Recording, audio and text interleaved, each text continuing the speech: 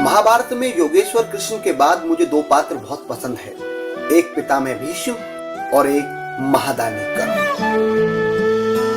तो कर्ण के ऊपर एक शानदार कविता लिखने की मैंने कोशिश की है, क्योंकि मेरी महाभारत वाली कविता को आपने बहुत प्रेम दिया, बहुत स्नेह दिया।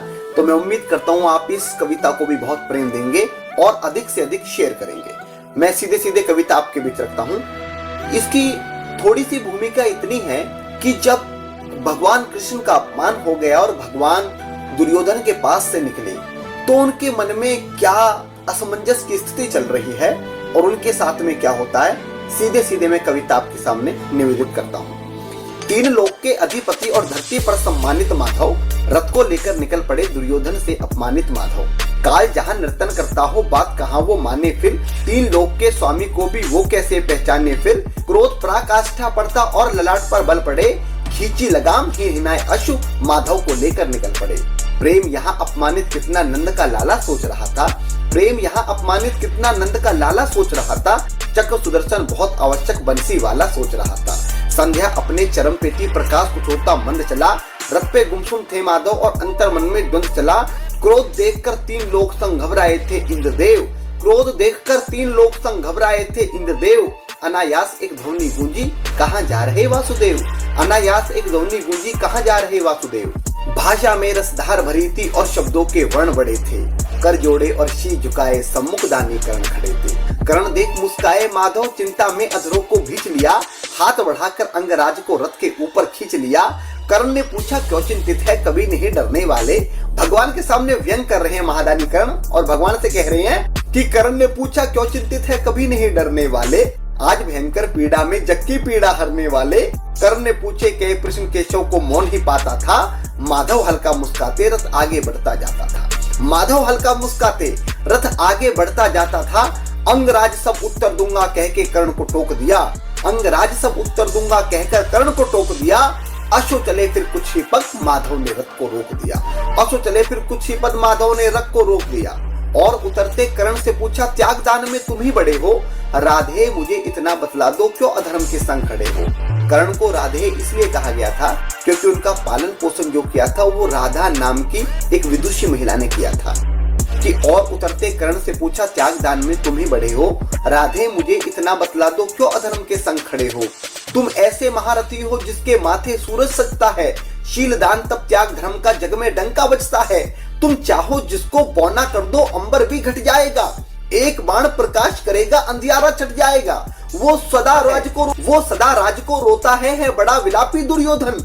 तुम जान रहे हो अंगराज है कितना पापी दुर्योधन। वो चाहता तो बिना युद्ध के इंद्रप्रस्थ ले सकता था, बदले में पांडवों को केवल 5 गांव दे सकता था। ना तंती प्रतंचारण में और शमशीरें झुक सकती थी, कई लाख सैनिक की मृत्यु एक पल में रुक सकती थी।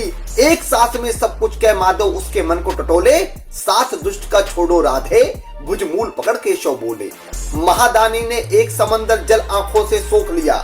कर्ण को बहुत रोना आया जब भगवान ने कहा कि एक ऐसे व्यक्ति का साथ मत दीजिए जो अधर्मी है। तो कर्ण की आंखों में आंसू आ गए। और आगे क्या कहा गया कविता में, महादानी ने एक समंदर जल आंखों में सोख लिया, खुलकर रोना चाहता था लेकिन अश्रु को रोक लिया। हाथ पकड़कर कहे कर्ण माधव क्यों धर्म बताते हो, हाथ पकड़कर कहे कर्ण माधव क्यों धर्म बताते हो। दुर्योधन है मित्र मेरा तुम क्यों मुझको भड़काते हो। वश में हो तो उसके सर पर ताज धरा का सजवा दूं, वश में हो तो उसके सर पर ताज धरा का सजवा दूं। वो अगर कहते उसकी खातिर देह के जूते बनवा दूं। जब दुनिया के राजकुलों ने शूद्र पुत्र कह दुत्कारा, तब वो ही आगे आया था उसने ही मुझको पुचकारा। सच कह दूं तो माधव जीवन का अंदाज दिया उसने, मुझ जैसे एक भिखारी को भी अंग का राज दिया उसने।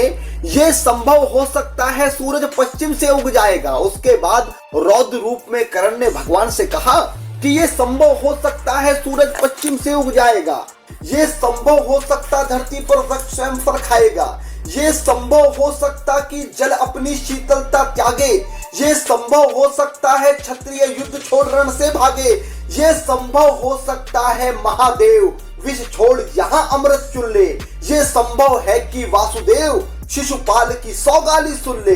मैं परशुराम का शिष्य कर्ण, मैं परशुराम का शिष्य कर्ण, गंगा भी बहा नहीं सकती, 3 लोक और 10 दिशाएं मुझको झुका नहीं सकती।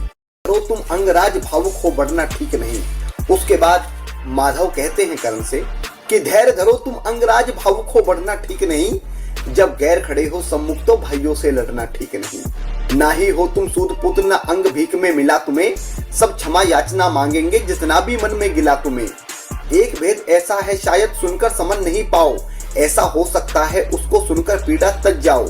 एक राजमहल की पुत्री को दुर्वासा ने वरदान दिया, किसी देव से पुत्रवती हो जाने का सम्मान दिया। वर पाकर के राजकुमारी प्रसन्नता से फूल गई, सूर्य देव को बुला लिया लेकिन मर्यादा भूल गई। एक क्षण में ही राजपुत्री का चिंतन वहां समाप्त हुआ। 9 माह ही बीते थे, एक सुंदर पुत्र प्राप्त हुआ। पुत्र गोद में जब आया वो फूले नहीं समाई थी, लेकिन लोग लाज के खातिर बेहद ही घबराई थी। राजपुत्री को अपमानजनक बदचलन शब्द सुनना था, पुत्र और सम्मान में से उसे सिर्फ एक चुनना था। शिला रखी हृदय पर उसने वक्ष स्थल पाषाण किया और कलेजे के टुकड़े को अश्व नदी में बहा दिया। जो राधा को पुत्र मिला वो ही पुत्र तुम ही तो हो, दानवीर और शीलवान वो कर्ण सुपुत्र तुम ही तो हो। सूर्य पुत्र हो अंगराज, सूर्य पुत्र हो अंगराज, और धधकता आग ने हो तुम कुंती पुत्र हो अंगराज, राधे नहीं कौनते हो तुम। छिपा राज जब खोले माधव, कर्ण खड़ा का खड़ा रहा। कुछ क्षण बोल नहीं पाया, हृदय पर पर्वत पड़ा रहा। अश्रु लहर जब बनते थे, हाथों की ओट लगाते थे, फिर भी आंसू छन छन कर गले तलक आ जाते थे। मन की रणभूमि शांत किए ठहराव दिया और रुके कर्ण, हाथ जोड़कर घुटने टेके माधव सम्मुख झुके कर्ण। दोष मेरा बतला दो भगवान, क्या कुछ इतना बड़ा किया? गौ हत्या की थी मैंने या अपराध कड़ा किया? शीत लहर में बहती नदी में कौन पुत्र धरती है? शीत लहर में बहती नदी में कौन पुत्र धरती है? स्तब कड़ा हूँ सुनकर ये अपराध मात करती है। माता पिता ने छोड़ दिया, जीते जी मुझको मारा था। दास कुलों का बालक हूँ, क्या सबने ही दुत्कारा था? कुछ तो बोलो केशव की, मैंने कौन सा पाप किया? परशुराम थे गुरु और मेरे, पर मुझको अभिशाप दिया। अनगिन उपहास हुआ मेरा और जात बताई थी मेरी। पांचाली ने भरी सभा औकात बताई थी मेरी। ये कुंडल कवच ले गए इंद्र, फिर क्या बल रह जाएगा? ये कुंडल कवच ले गए इंद्र, तो फिर क्या बल रह जाएगा? कर्ण के जीवन में तो माधव केवल छल रह जाएगा। कर्ण के जीवन में तो माधव केवल छल रह जाएगा। एक पलक न झपकी, अब तक बोलो क्या सो गए कृष्ण? सच तो ये था कर्ण का जीवन देख स्वयं रो गए कृष्ण। इसलिए कहते नियति के फेर अलग ही होते हैं, पुरुषों की औकात कहाँ महापुरुष यहाँ रोते हैं। कर्ण के जैसा अब तक ना व्यक्तित्व तो कोई पावन देखा। दुख दर्द बहुत हैं दुनिया में, पर ऐसा ना जीवन देखा। जब भी सोचूं कर्ण को तो मैं अलग लोग खो जाता हूँ। इतना मरम बहा है कि मैं स्वयं देख रो जाता हूँ। बहुत